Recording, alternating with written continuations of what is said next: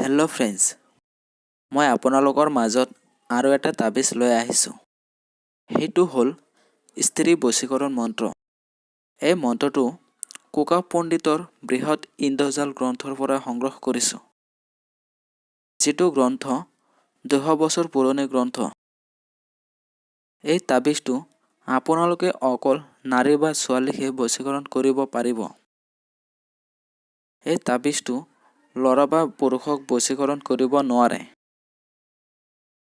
আপোনালোকে যিকোনো নাৰীকহে বশীকৰণ কৰিব পাৰিব। এই তাবিজ কেনেকৈ ব্যৱহাৰ কৰিব বা মন্ত্ৰটো কেনেকৈ প্ৰয়োগ কৰিব তাৰ বিষয়ে আলোচনা কৰিম। তাৰ আগতে যিসকলে এই চেনেলটো এতিয়ালৈকে ছাবস্ক্ৰাইব কৰা নাই, প্লিজ এতিয়াই ছাবস্ক্ৰাইব কৰি ৰাখিব। এই চেনেলত সকলো ধৰণৰ তাবিজৰ বিষয়ে আলোচনা কৰোঁ।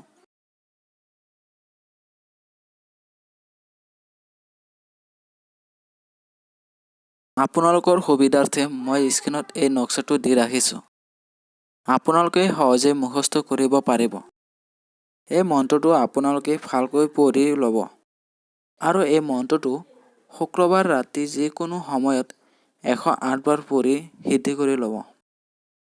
তাৰ পিছদিনা অৰ্থাৎ শনিবাৰৰ পৰাই আপুনি যাক পচন্দ কৰে তেওঁৰ সন্মুখত যাই এই মন্ত্ৰটো 3 বাৰ পাঠ কৰিব আৰু প্ৰত্যেকবাৰত ক'ব, অমুকে মোৰ বশীকৰণ হওক, অৰ্থাৎ ওম স্ত্ৰী স্ত্ৰী ফট, অমুকে মোৰ বশীকৰণ হওক।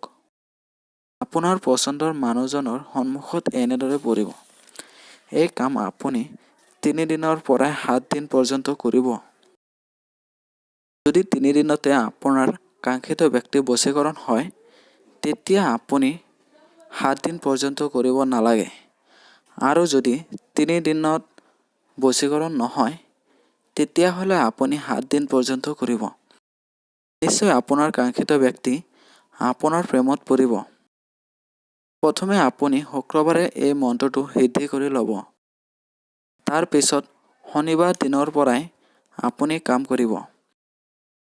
ফ্ৰেণ্ডছ, আপুনি আপোনাৰ কাংক্ষিত ব্যক্তিক যেনেদৰে চলাব ঠিক তেনেদৰে চলিব আৰু আপোনাৰ সকলো কথাত বাধ্য হ'ব। অৰ্থাৎ আপুনি যেনেদৰে পৰিচালনা কৰিব তেনেদৰে চলিব। আজি ইমানতে সামৰিছোঁ। আকৌ লগ পাম পৰৱৰ্তী ভিডিঅ'ত।